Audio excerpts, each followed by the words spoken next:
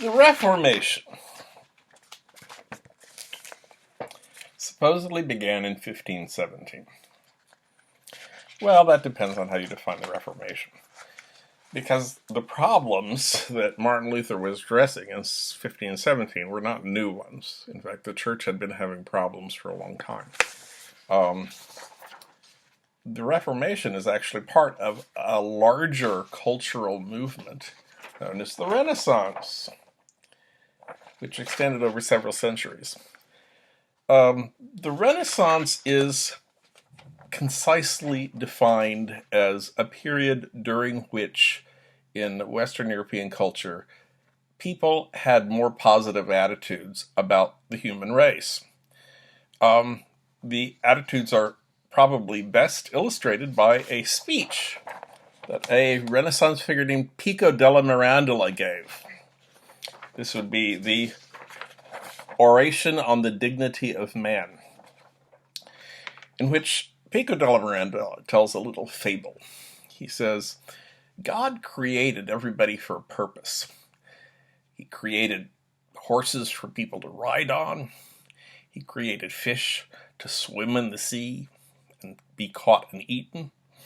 What did he create human beings for? Well, he created human beings for everything.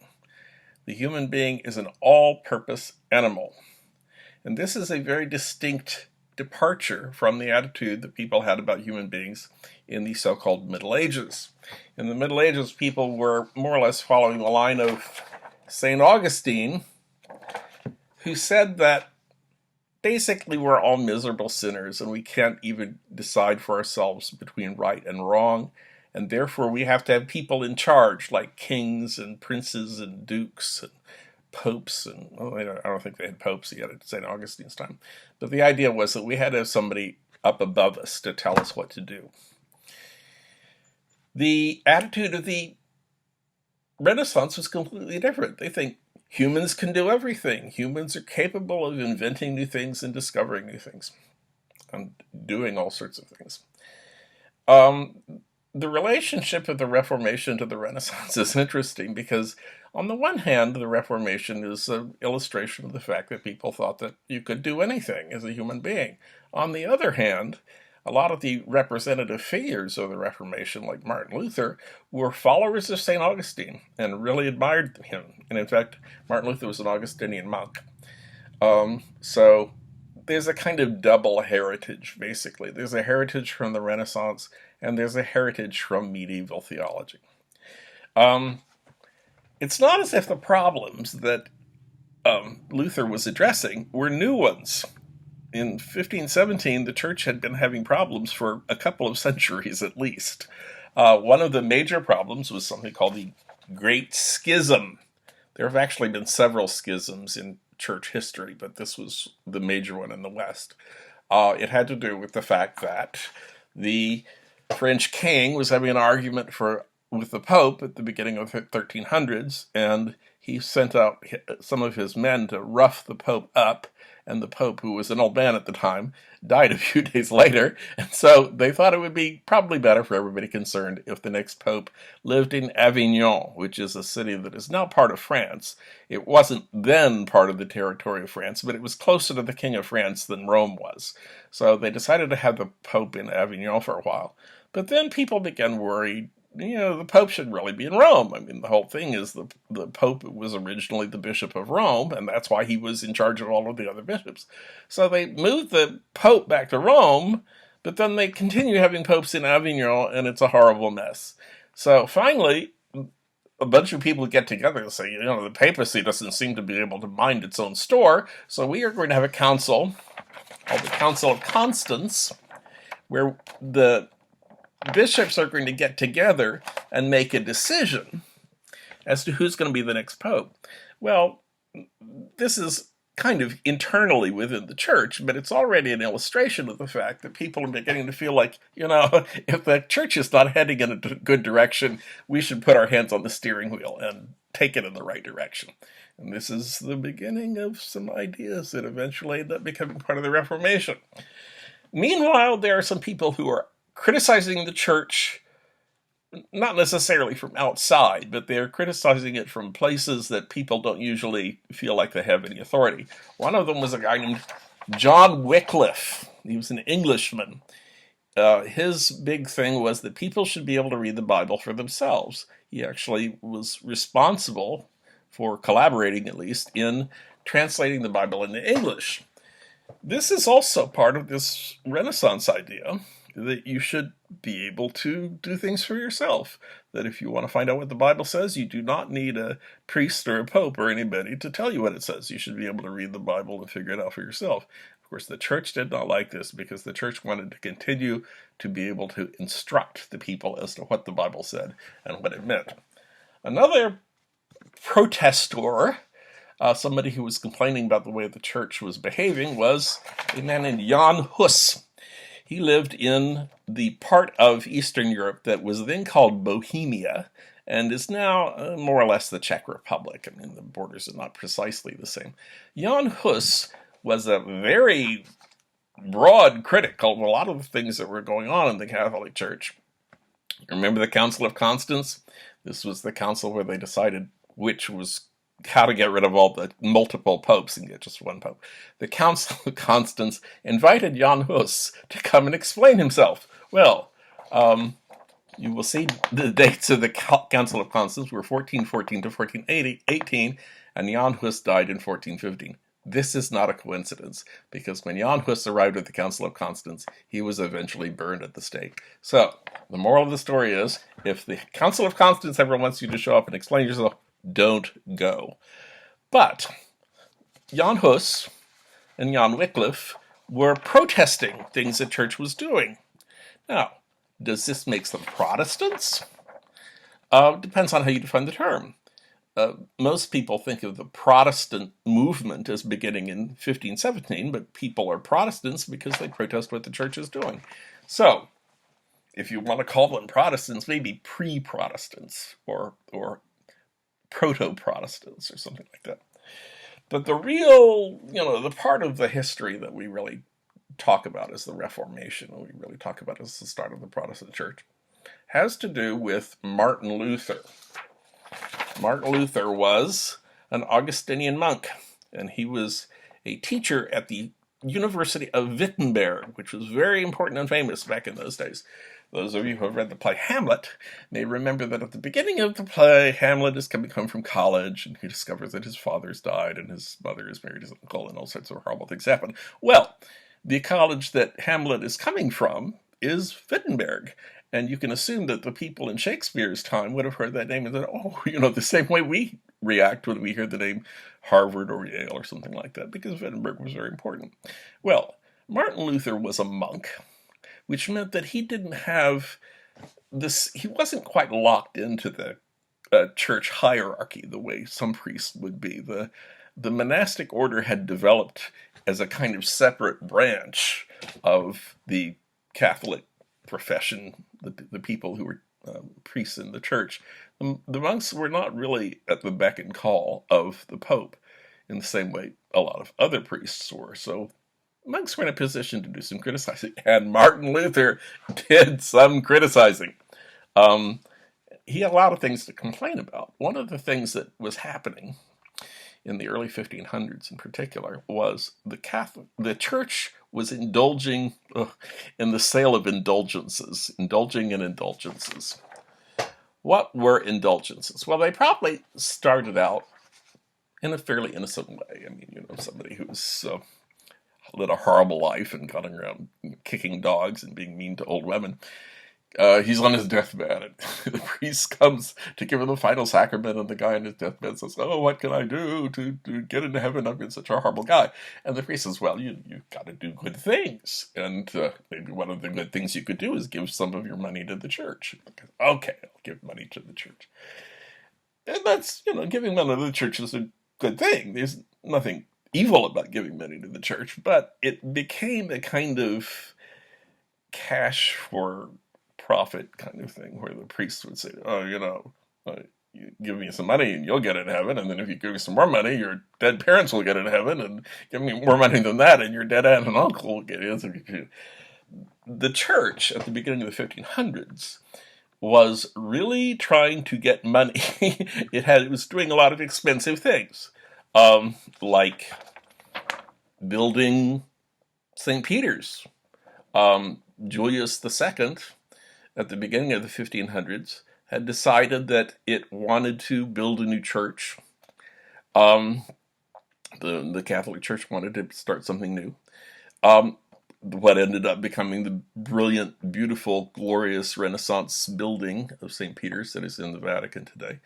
Pope Leo continued the effort to rebuild the church, and in order to do that, they needed a lot of money, and the priests got the message and went out and started squeezing the people and trying to get a lot of money out of them, which Martin Luther didn't think was a good idea. He didn't think that's what the church should be doing. So he writes in 1517 something which we have come to refer to as the 95 Theses of 1517.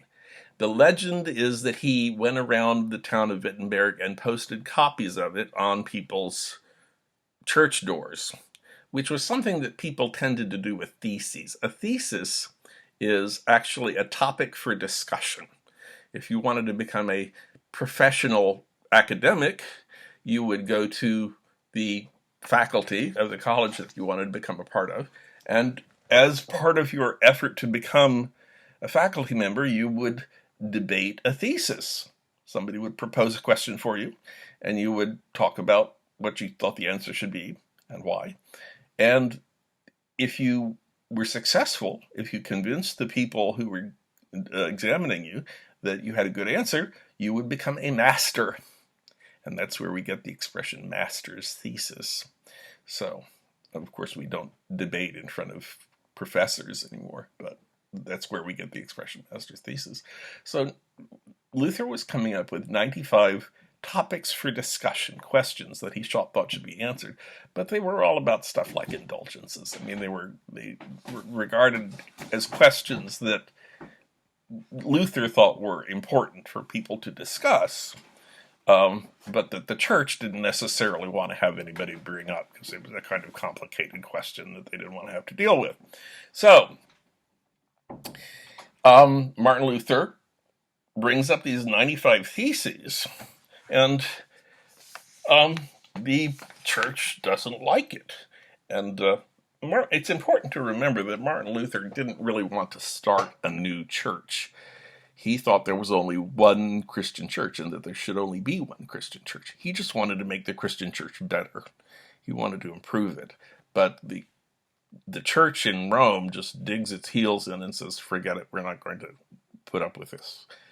So he eventually has to kind of, what we would think of it as branching off, but he thinks that Roman church is the one that's gone off in the wrong direction. He's trying to bring the church back to where he thought it should be in the first place. It's not just a matter of indulgences either. Luther has some complicated ideas about religion. He says that the idea that you can get into heaven by doing good things is justification by works, which Luther doesn't think is valid.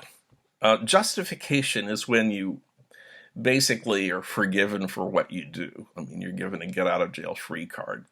And Luther says you shouldn't be getting that just because you did something good. You can be a horrible sinner and still pat a dog, or something like that.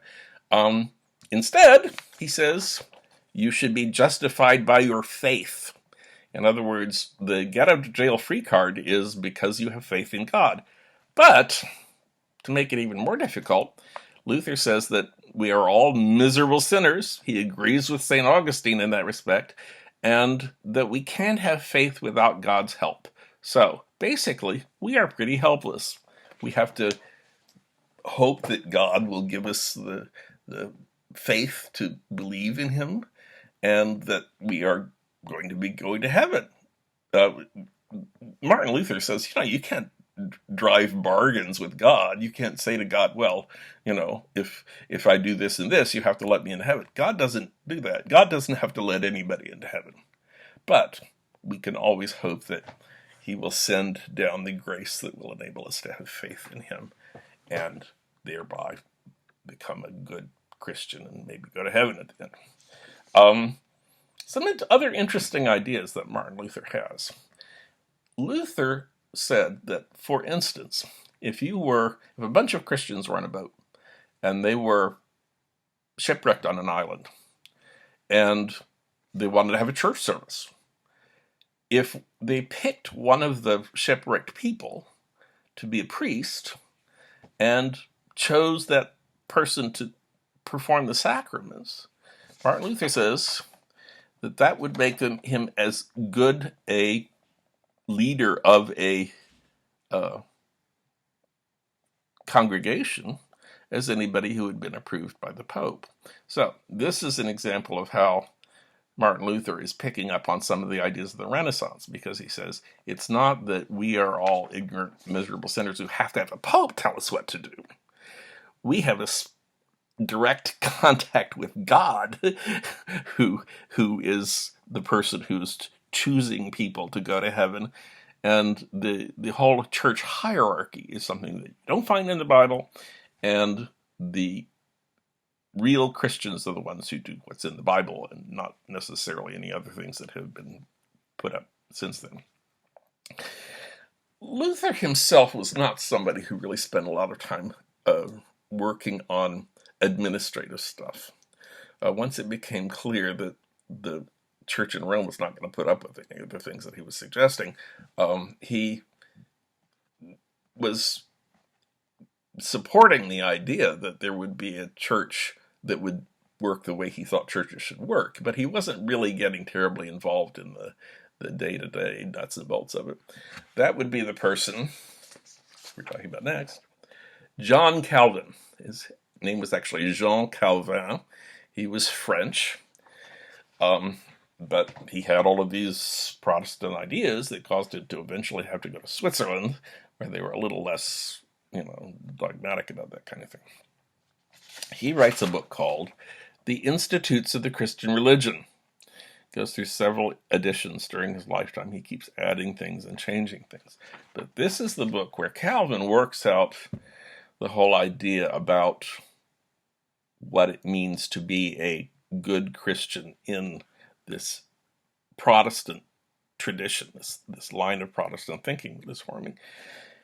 One of the things that Calvin really concentrates on, which people had been talking about before, it's not a new idea, but Calvin really focuses in on it, is the idea of predestination. This is something that St. Augustine talked about. Basically, God knows everything, and God does everything, and therefore, whether you're going to go to heaven or hell when you die is something that God already knows about, because God can tell what's in the past, the present, and the future. And Calvin says that's appropriate because we are poor, miserable sinners, and we shouldn't be able to decide any of that stuff for ourselves. He did not believe in free will. He believed that God is the person who's responsible for getting you into heaven, and if God decides you're not going to go to heaven, you're not going to go to heaven, and there's really nothing you can do about it. This means that people who accept the ideas of Calvin, they've got a really tough row to hoe, because they have to go through their whole lives and say, gee, I really want to be good. Maybe I won't get in heaven because of it, but I still want to be good. But does God really think I'm being good? Am I really underneath it all being good because I want to get into heaven? Because we should only be doing good because God wants us to do good. We shouldn't be doing good because we're thinking we'll get some kind of reward for it. So the people who accepted Calvin's ideas were stressed. They were stressed people, and they became known as Calvinists.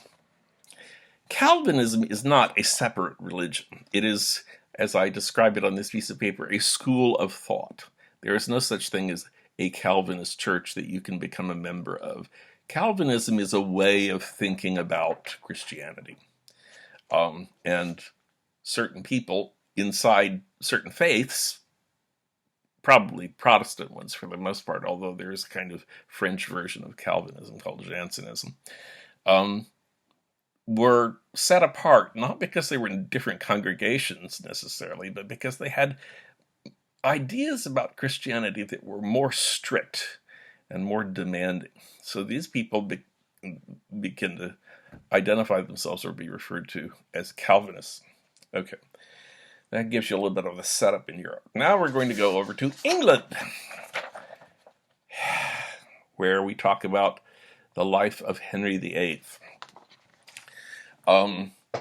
There is a Reformation in England, but it travels along rather different roads from the ones that Martin Luther and John Calvin had been taking along. As I said, as I showed you, it has a lot to do with Henry VIII. The main thing that we know about Henry VIII today, I mean, if you go up to somebody on the street and ask them, is Henry VIII got married a lot. Well, he had 6 wives, and the way to remember what happened to them is by looking at this formula. Divorced, beheaded, died, divorced, beheaded, survived. So, notwithstanding the fact that Henry married a lot of women, being Henry VIII's wife was not a growth industry because you had only a 1 in 6 chance of making it to the end. However, this is not something that people figured out until the end. Henry's first wife was Catherine of Aragon. You may have heard of Ferdinand of Aragon and Isabella of Castile, or Ferdinand and Isabella. This was or as Access Hollywood would probably describe it, Ferdabella. This was a couple that put up the money for Christopher Columbus to sail into the Atlantic and eventually, more or less accidentally, to discover the New World. By the way, that's another thing that's going on in the Renaissance. So there's a lot of different things going on. Catherine of Aragon had originally been the person Henry wanted to marry. In fact, Catherine had been married to Henry's brother, and then when Henry's brother died, Henry decided he wanted to marry Catherine. And it was a problem because when you marry your deceased brother's wife, back in those days, it sort of was like incest. And so he had to go to the Pope and get special permission to marry her, so that the Pope would say it was okay. But then time passes. Catherine has a lot of children, but they mostly die young. There's one daughter, Mary, who survives to adulthood, and there are no sons. And it's really important to have a son. I mean, if you're in the royal family and you have only daughters, they can make a daughter queen, but they really want a king back in those days. So Catherine has one daughter, Mary, but no sons who've survived to adulthood. And that's one reason Henry's mad at her. Another reason Henry is thinking that marrying Catherine may not have been such a good idea is that Henry has fallen in love with a woman named Anne Boleyn. So Henry wants to get rid of Catherine of Aragon and marry Anne Boleyn. And the only way he can do this is to go to the Pope and make an argument. So he goes to the Pope and says, I married my dead brother's widow, and Pope Julius, who was the Pope at the time, said it's okay, but now that I'm thinking about it, I'm thinking it really is incest after all. So I would like you, the current Pope, Clement VII, to annul my marriage so that I will be able to marry Anne Boleyn, the person that I really want to marry and that I hope will give me some sons. The Pope, Clement VII, doesn't want to do this because at the time he is under house arrest under the power of Catherine's nephew. And so he is unlikely to do anything that would offend Catherine's nephew. So he says, no, I'm not going to annul your marriage. And Henry begins to get all wound into knots. And he says, well, I don't need a pope. I'm going to have active supremacy issued in 1534, which, among other things, says that in England, Henry is the administrative head of the church.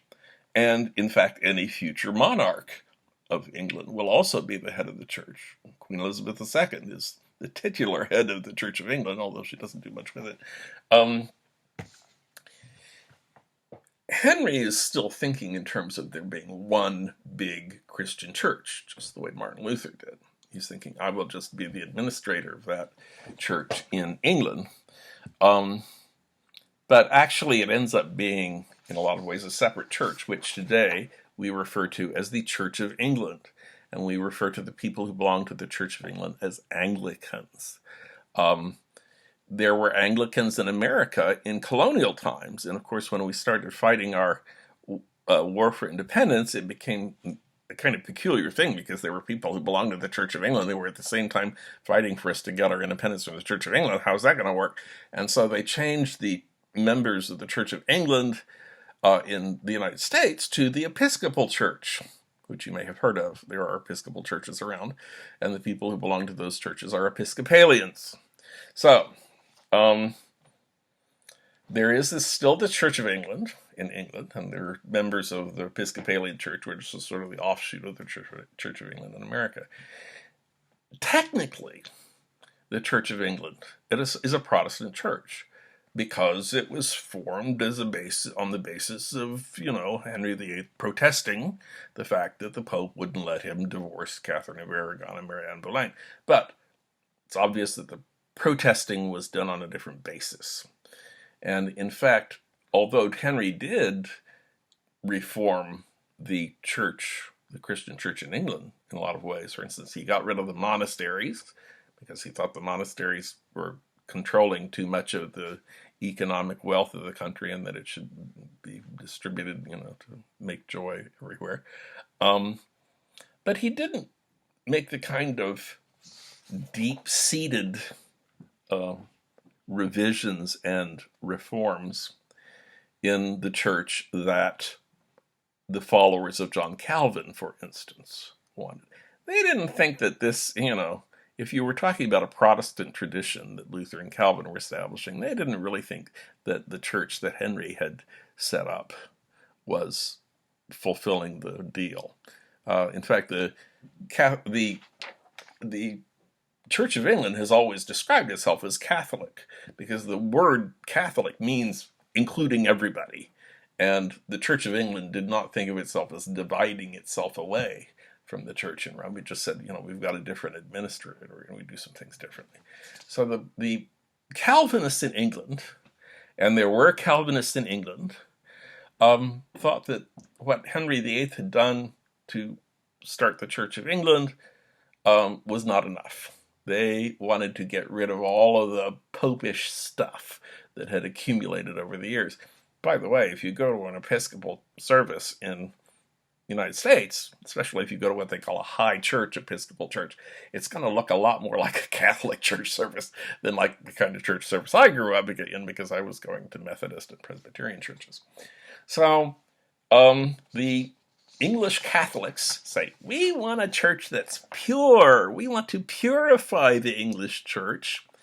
And they began to be called, in a mocking way, Puritans. And like a lot of these mocking designations, the people who are being mocked actually took it on for themselves and said, okay, if you want to call us Puritans, we're going to be Puritans. We'll accept that. And that only applied to English Puritans, but that's only because this whole mocking, referring of them as Puritans, was something that they were only doing in England. So if you talk about a Puritan, you're really talking about an English Calvinist. And as I say, there's another word for the French Calvinists and people like that. So, to make clear, there are people, and within that group of people, there are Christians. And within that group of Christians, there are Protestants. And within that group of Protestants, there are Calvinists. And within that group of Calvinists, there are Puritans. And in fact, even within the group of Puritans in the 1600s, you have people who feel so strongly that the Church of England is not doing its thing, that it should be different, that they decide to leave the Church of England altogether, and to leave England altogether, and to go over to first the Netherlands and then to the North America and the New World, and they become the Pilgrims, who found Plymouth Rock and Massachusetts Bay and kill witches and things like that. Anyway, so, and believe me, I went for 4 years to a very expensive, prestigious school and majored in something called American Studies, and all during that 4 years, nobody ever explained to me what a Puritan was. So, you're getting it you're getting it for free. I had to read it off of writing on men's rooms walls and things like that.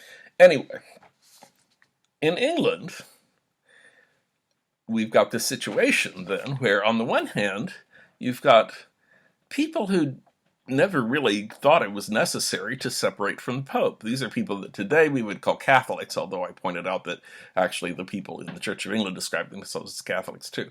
But you've got the people who wanted to stick with the Church in Rome. You've got the people who thought it was enough to go with the idea of the Church of England that Henry VIII was supporting. And then you've got these people called Puritans who don't think the changes that Henry VIII made were enough. So lots of tension, the Church of England in the middle, and then you've got the Puritans on the one side saying, more change, and the Catholics on the other side, no, I think you made mistakes with the changes you did. We want to go back to the way it used to be. So, complicated, oh dear me. So, Henry VIII dies after marrying several more women. The first person to succeed him on the throne is the son that he eventually does have with his third wife, Jane Seymour, who was the one that died of natural causes. So everything's happy about her, except that she dies.